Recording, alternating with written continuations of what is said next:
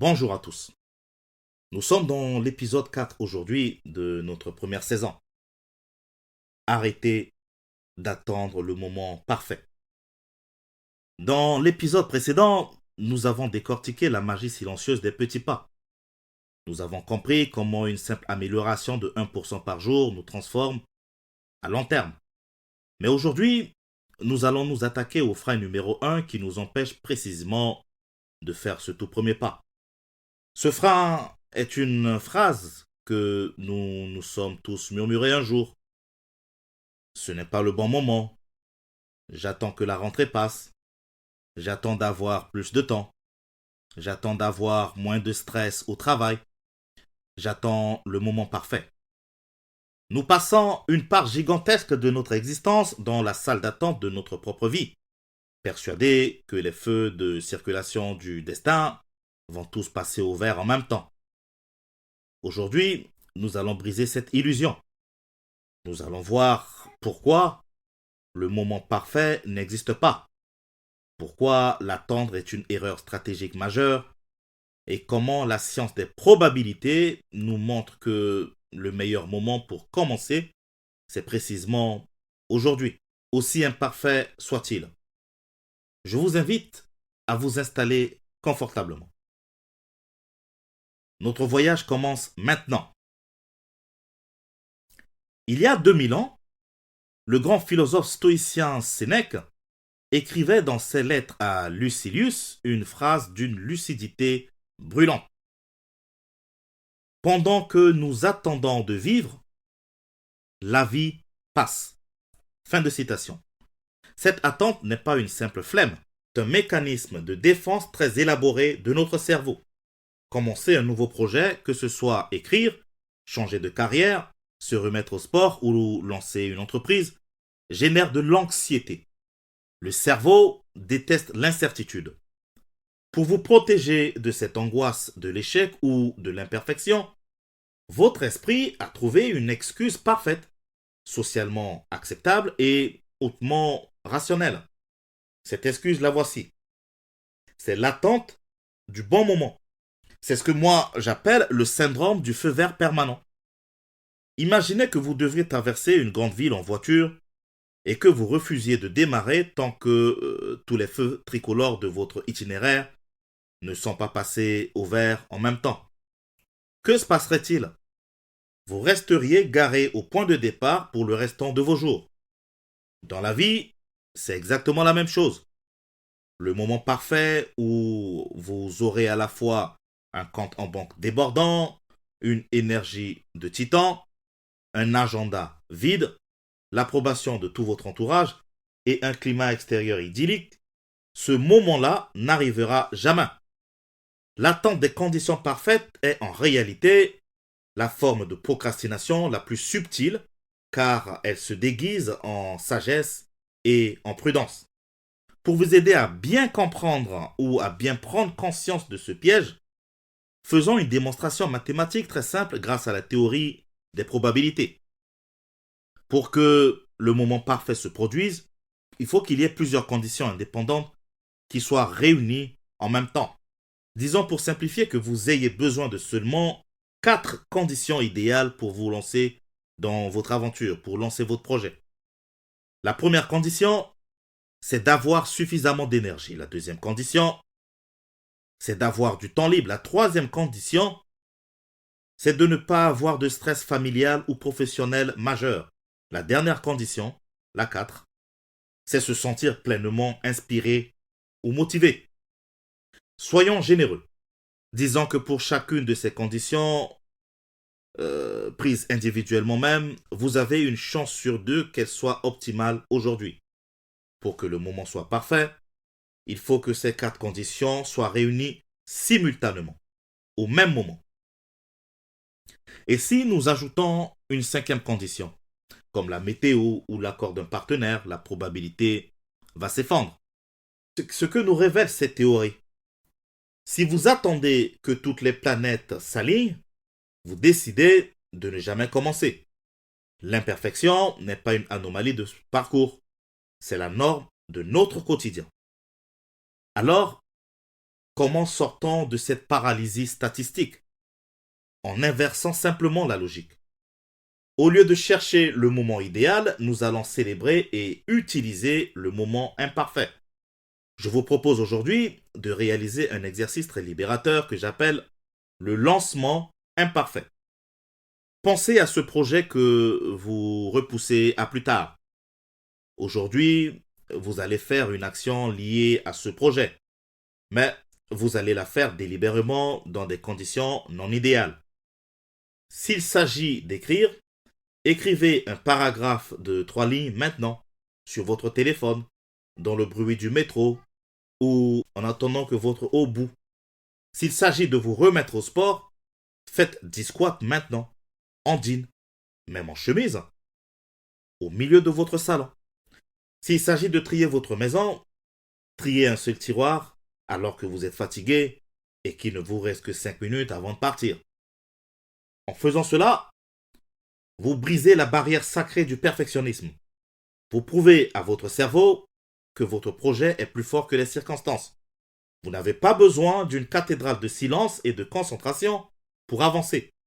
Vous avez juste besoin d'une décision.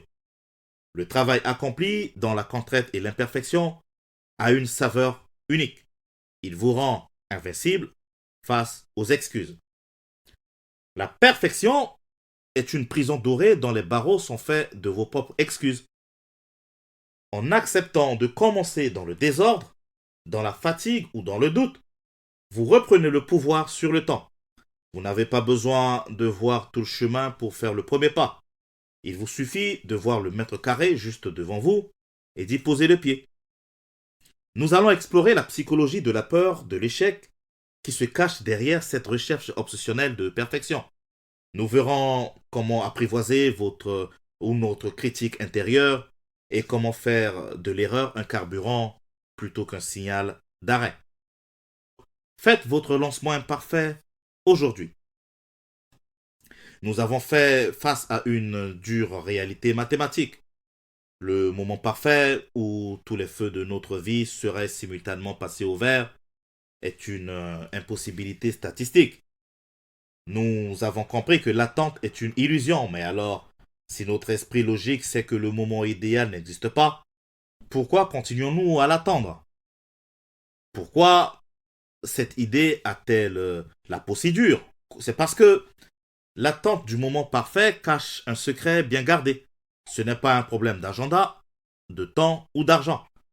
C'est une stratégie d'évitement de notre inconscient. C'est le déguisement le plus sophistiqué de notre peur, ce que j'appelle le perfectionnisme. Aujourd'hui, nous allons enlever ce masque.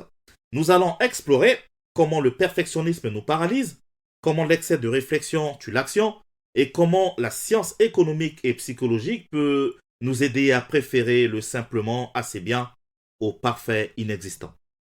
Installez-vous confortablement. Nous entrons dans les coulisses de nos blocages. On présente souvent le perfectionnisme comme un défaut presque noble.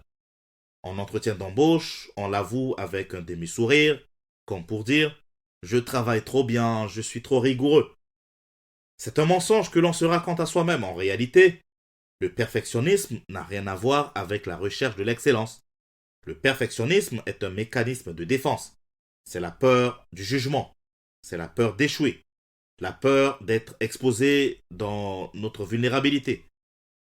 L'artiste excentrique et génial Salvador Dali avait résumé cela d'une formule tranchante mais plutôt libératrice.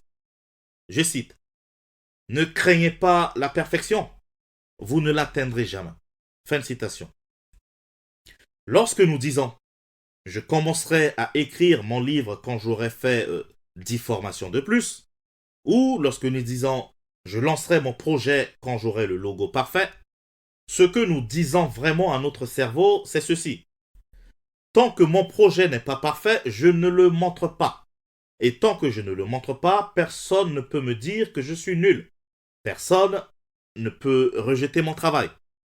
Le moment parfait devient alors la cachette idéale. C'est un alibi socialement acceptable pour ne pas prendre des risques. Nous ne procrastinons pas par paresse. Nous procrastinons parce que nous craignons d'être imparfaits.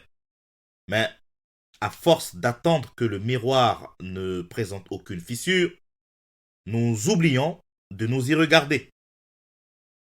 Cette peur de l'imperfection déclenche alors un syndrome bien connu des entrepreneurs, des artistes, voire des étudiants. La paralysie par l'analyse. C'est cette peur, la paralysie par l'analyse. Puisque nous voulons prendre la décision parfaite, nous nous mettons à chercher des informations sans relâche. Nous lisons des dizaines d'articles, nous comparons toutes les options possibles, nous planifions chaque scénario, nous pesons le pour et le contre jusqu'à épuisement. Le problème, c'est que plus nous analysons, plus nous découvrons de nouveaux risques et plus nous avons peur. Le cercle vicieux s'enclenche. Pour comprendre ce phénomène, faisons un détour par la théorie de la décision économique.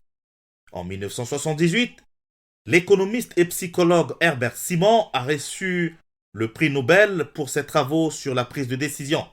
Il a démontré que l'être humain a deux façons d'aborder son choix. 1. Le maximisateur, celui qui cherche à tout prix la solution absolue, l'option mathématiquement parfaite. 2. Le satisfaiseur, celui qui cherche une option qui répond à ses critères de base, une option assez bonne et qui sont contentes pour passer à la suite.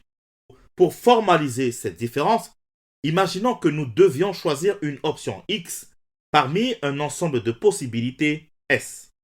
Cette recherche demande un temps et une énergie cognitive infinie car l'ensemble des possibilités S dans la vraie vie est souvent immense, voire illimité. C'est la garantie de l'angoisse et de l'inaction.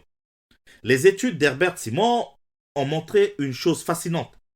Les maximisateurs prennent parfois des décisions légèrement meilleures que sur le papier, mais ils sont beaucoup plus malheureux, stressés et sujets au regret que les satisfaiseurs. Et surtout, ils mettent infiniment plus de temps à se lancer quand ils ne finissent pas par abandonner purement et simplement. Alors, comment sortir du piège de la maximisation dès aujourd'hui? Je vous propose d'appliquer la méthode du seuil d'aspiration d'Herbert Simon à votre propre projet. Le projet, oui, celui auquel tu penses. Prenez votre objectif actuel. Lancez un site web, par exemple. Écrire une présentation. Commencez à pratiquer du sport et définissez votre seuil d'acceptabilité avec 3 critères ultra simples. Pas 10, pas 5, seulement 3. Par exemple, si vous devez lancer votre site web professionnel, votre premier critère serait le site doit avoir une page de présentation claire. Deuxième critère, le site doit avoir un moyen de me contacter directement. Troisième et dernier critère, le site doit être lisible sur un téléphone portable. Et c'est tout. Tant que ces 3 critères sont cochés, le site est assez bon. Tout le reste, à savoir le design de la police d'écriture, l'animation du menu, la couleur exacte du bouton, est superflu pour démarrer. Vous pourrez les ajuster au fur et à mesure. Rappelez-vous, un site imparfait mais qui est en ligne génère des clients, des retours et de l'expérience. Un site parfait mais stocké sur votre ordinateur ne génère que des regrets. Le perfectionnisme est une prison dorée dont nous tenons nous-mêmes la clé. En acceptant le principe du simplement assez bien, nous choisissons la liberté d'essayer. Essayer de nous tromper. La liberté aussi de grandir. Vous avez certainement maintenant compris comment libérer votre esprit de l'obsession de la perfection. Mais comment faire face au regard des autres lorsque nous osons enfin lancer quelque chose d'imparfait? Comment gérer cette sensation d'inconfort et de vulnérabilité que l'on ressent lors du premier pas? C'est ce que nous allons explorer. Nous allons parler de l'art du brouillon de vie et voir comment surmonter la peur du jugement extérieur pour enfin oser se montrer. Je vous propose de faire sauter vos barrières. Définissez votre seuil d'aspiration pour aujourd'hui. Dans notre canevas de réflexion, nous avons disséqué les mécanismes internes du perfectionnisme et de la paralysie de l'analyse. Nous avons vu, grâce au prix Nobel Herbert Simon, l'importance de viser le simplement assez bien plutôt que l'idéal qui nous est inaccessible. Mais une fois que nous avons pris cette décision, dans le secret de notre esprit, une nouvelle barrière se dresse devant nous. C'est la barrière du monde extérieur, c'est la peur du regard de l'autre, la peur d'exposer notre travail imparfait aux yeux de notre collègue, ou de nos proches, ou encore du public. C'est ce moment précis où le cœur s'emballe juste avant d'appuyer sur le bouton publier, sur le bouton envoyer, ou de prendre la parole. Aujourd'hui, nous allons apprendre à désamorcer cette peur. Nous allons voir pourquoi oser l'imperfection est un acte de courage et comment les mathématiques de la probabilité prouvent qu'un produit imparfait qui évolue surclasse toujours un projet parfait, mais qui attend. Il y a une formule célèbre que l'on attribue souvent à l'écrivain et philosophe français Voltaire dans son dictionnaire philosophique. Il dit ceci: le mieux est l'ennemi du bien. Fin de citation. Cette phrase est d'une lucidité implacable. À force de vouloir rendre une chose meilleure, on finit par détruire ce qui était déjà bien. Et surtout, on s'empêche de la terminer. La chercheuse américaine Brené Brown, qui a consacré sa vie à l'étude de la vulnérabilité et de la honte, explique que le perfectionnisme n'est pas une quête d'auto-amélioration. C'est en réalité une armure de 20 kilos que nous traînons en pensant qu'elle nous protégera des blessures. Elle écrit, je cite, le perfectionnisme est la croyance selon laquelle si nous vivons parfaitement, si nous paraissons parfaits et si nous agissons parfaitement, nous pouvons éviter ou minimiser la douleur du blâme, du jugement et de la honte. Fin de citation. Mais cette armure a un coût terrible. Elle nous empêche d'être vus tels que nous sommes. Elle nous empêche d'offrir nos créations et nos talents au monde. Pour dépasser cette peur, je vous invite à adopter le concept du brouillon de vie. Un écrivain ne commence jamais par rédiger un chef-d'œuvre. Il commence par écrire un premier jet, souvent médiocre, un brouillon, rempli de ratures. L'écrivaine Anne Lamothe appelle cela le premier jet libérateur. Pourquoi ne pas appliquer cette idée à toute votre vie? Votre premier cours de sport, c'est un brouillon. Votre premier article de blog, c'est un brouillon.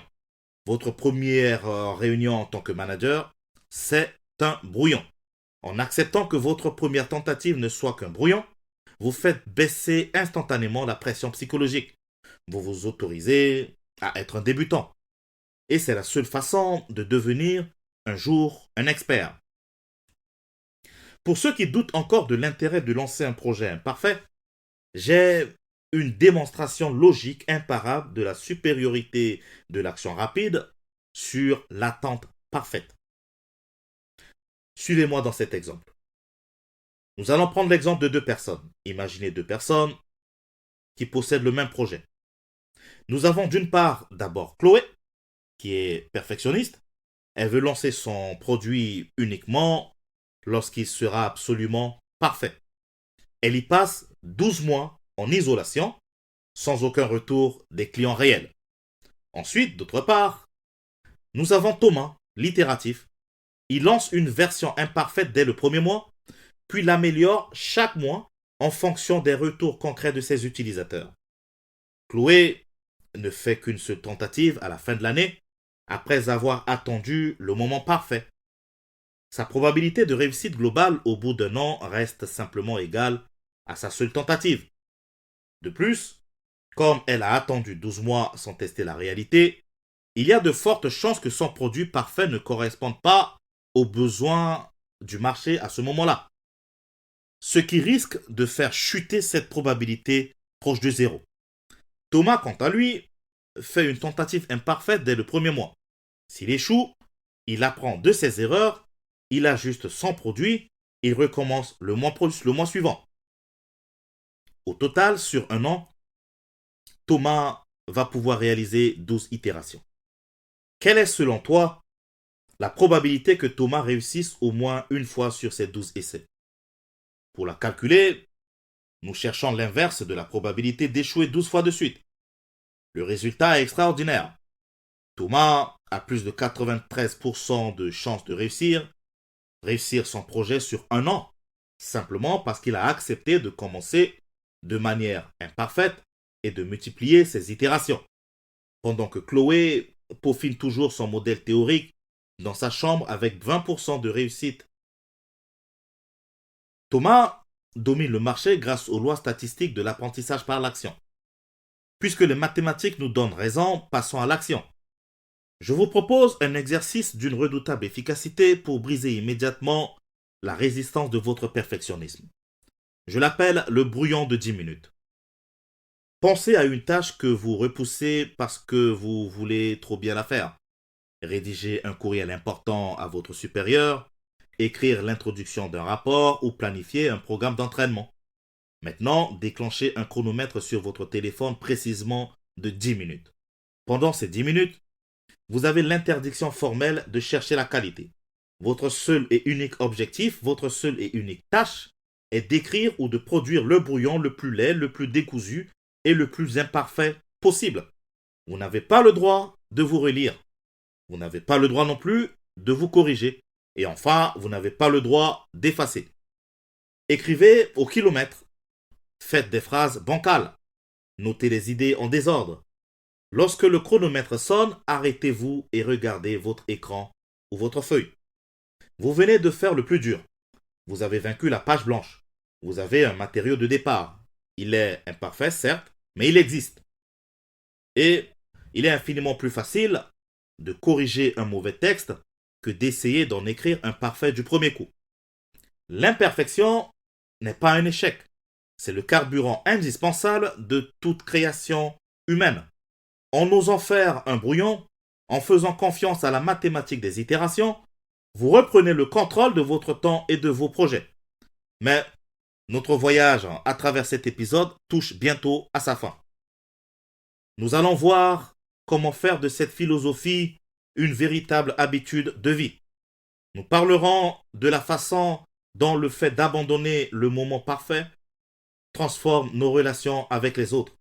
Et nous allons voir aussi comment vivre enfin pleinement dans ce présent magnifique, aussi désordonné et imparfait soit-il. Pour le moment, je vous propose à faire votre brouillon de 10 minutes dès aujourd'hui. Osez être imparfait. Là, nous arrivons au dernier chapitre de cet épisode. Tout au long de notre parcours d'aujourd'hui, nous avons déconstruit l'illusion du moment parfait. Nous avons compris, grâce aux lois de la probabilité, que l'attente est une impasse statistique. Nous avons appris à désarmer notre perfectionnisme grâce au concept de seuil d'aspiration du prix Nobel Herbert Simon. Et nous avons vu comment le concept de brouillon de vie et de la méthode itérative surclassait scientifiquement n'importe quel projet parfait qui stagne. Mais il reste un ultime territoire à explorer, car la quête du moment parfait ne s'attaque pas seulement à notre vie professionnelle ou créative. Elle s'infiltre sournoisement dans notre vie personnelle. Nous attendons parfois le moment parfait pour dire à quelqu'un qu'on l'aime, pour demander pardon, pour renouer un lien brisé, pour nous autoriser à être heureux aujourd'hui. Pour ces quelques minutes qui restent, nous allons comprendre pourquoi la vie n'est pas une répétition générale. Nous allons voir comment le fait d'embrasser l'imperfection guérit nos relations et que cela nous permet d'habiter pleinement, enfin, le seul moment qui nous appartient vraiment. Ce moment, c'est un cadeau. C'est pourquoi je l'appelle le présent. Le grand philosophe danois Søren Kierkegaard a écrit une phrase extraordinaire sur l'audace et le risque de l'action. Il disait, je cite, « Oser, c'est perdre pied momentanément. Ne pas oser, c'est se perdre soi-même. » Fin de citation. Cette idée s'applique magnifiquement à nos relations. Combien d'entre nous n'osent pas s'ouvrir aux autres parce qu'ils attendent d'avoir la conversation parfaite, le discours idéal ou de ne plus avoir peur. Nous voulons que nos relations soient lisses, sans risque de rejet, sans rature, sans rides, sans fissures. Mais une relation humaine n'est pas un code informatique que l'on peut programmer à la perfection. C'est un dialogue vivant, c'est organique, c'est imparfait, et donc forcément, ça va pas dans le sens de la perfection que nous cherchons. Attendre le moment parfait pour s'exprimer, c'est le plus sûr moyen de laisser s'installer le silence. Oser dire je tiens à toi, ou dire je me suis trompé, ou encore j'ai besoin d'aide, même avec la voix qui tremble, c'est cela, perdre pied momentanément pour ne pas se perdre soi-même. Pour ancrer cette philosophie dans notre quotidien, il existe une formule d'une simplicité et d'une force incroyable, prononcée par le légendaire joueur du tennis et militant Arthur Ashe. Commencez là où vous êtes, utilisez ce que vous avez et faites ce que vous pouvez. Fin de citation. C'est l'antidote absolu au perfectionnisme. Commencez là où vous êtes. C'est-à-dire, n'attendez pas d'avoir un meilleur niveau, un autre statut social, une météo plus clémente ou plus de confiance. Votre point de départ, c'est maintenant. Cet instant précis est le seul matériau de construction que vous disposez. Utilisez ce que vous avez, c'est-à-dire cessez de lister ce qui vous manque. Si vous n'avez qu'un vieux cahier et un crayon à papier, commencez par écrire dessus. Si vous n'avez que 10 minutes par jour, utilisez déjà ces 10 minutes. L'ingéniosité naît de la contrainte, pas de l'abondance. Enfin, faites ce que vous pouvez. C'est l'acceptation bienveillante de vos limites. Aujourd'hui, vous êtes fatigué. Faites un tout petit pas, le minimum possible. Demain, vous aurez plus d'énergie. Vous ferez un pas plus grand. L'important n'est pas la taille de la foulée, c'est la direction du mouvement. L'écrivaine et militante américaine Helen Keller, qui a surmonté sa surdicécité pour devenir une figure inspirante mondiale, disait, je cite, « Je ne suis qu'une personne, mais je suis quelqu'un. Je ne peux pas tout faire, mais je peux faire quelque chose. Et je ne refuserai pas de faire ce quelque chose que je peux faire. » C'est exactement cela, le pouvoir de l'imperfection assumée. C'est renoncer à l'illusion de la toute-puissance pour embrasser pleinement notre magnifique pouvoir d'action quotidienne. Puisque nous arrivons à la fin de notre émission, je vous propose un exercice immédiat pour sceller cette philosophie de l'action imparfaite. Je l'appelle le message sans filtre. Ça va être du direct. Pensez à une personne de votre entourage à qui vous remettez sans cesse l'écriture d'un courriel, d'un SMS ou d'un appel téléphonique parce que vous attendez le bon moment ou de trouver les mots parfaits. Peut-être un vieil ami, un ami perdu de vue, un collaborateur que vous voulez remercier ou un proche à qui vous devez présenter des excuses. Prenez votre téléphone portable maintenant. Ouvrez son fil de discussion. Déclenchez un chronomètre mental de 60 secondes. Vous avez 1 minute pour lui envoyer un message de 2 phrases maximum. 2 phrases maximum. N'essayez pas de faire de la grande littérature. N'attendez pas de ne plus avoir le cœur qui bat. Écrivez simplement ce qui vous vient là, maintenant, avec vos mots à l'esprit, les mots du moment. Je vous donne un exemple simple. Tu peux t'inspirer de ce que je dis. Salut, je pensais à toi aujourd'hui. Notre dernière discussion m'a fait du bien. J'espère que tu vas bien. On s'appelle bientôt? Écrivez. N'hésitez pas. Et appuyez sur envoyer. Ça y est? C'est fait? Regardez ce que vous venez d'accomplir. Vous avez vaincu l'inertie. Vous avez détruit le moment parfait imaginaire pour le remplacer par un moment réel et partagé même dans l'imperfection. Le pont est jeté. La suite s'écrira en marchant. Nous voici arrivés au terme de cet épisode. Aujourd'hui, nous avons accompli un grand pas ensemble. Nous avons cessé de regarder l'horizon en attendant que le vent se lève. Et nous avons appris à hisser nos voiles, même déchirées, même imparfaites. Nous avons compris que le moment parfait est un mirage statistique. Le perfectionnisme est une armure de 20 kilos qui nous coupe du monde. Les mathématiques de l'itération prouvent que l'action répétée surclasse toujours l'attente passive et que le plus beau cadeau que nous puissions faire au monde et à nos proches, c'est notre présence authentique telle que nous sommes, aussi désordonnée soit-elle. N'oubliez jamais cette formule magique qui donne son nom à notre rendez-vous hebdomadaire. Demain commence aujourd'hui. Retenez que le moment parfait n'existe pas. Mais ce moment-ci, le présent qui est pour nous un cadeau, comme je l'ai dit un peu plus haut, il est parfait pour commencer. Merci infiniment pour votre temps, votre fidélité et votre écoute au fil de cette première saison dédiée à l'art de commencer. Si cet épisode a résonné en vous, partagez-le avec quelqu'un qui a besoin d'entendre ce message aujourd'hui. Laissez un avis sur vos applications d'écoute de podcast. Cela nous aide à faire rayonner ces idées toujours plus loin, à aider d'autres personnes qui sont encore dans le brouillard. D'ici notre prochain rendez-vous, la semaine prochaine, osez être imparfait. Montrez-vous tel que vous êtes, avec vos imperfections. Osez faire votre brouillon de vie. Prenez soin de vous et à très bientôt. N'oubliez pas, demain commence aujourd'hui.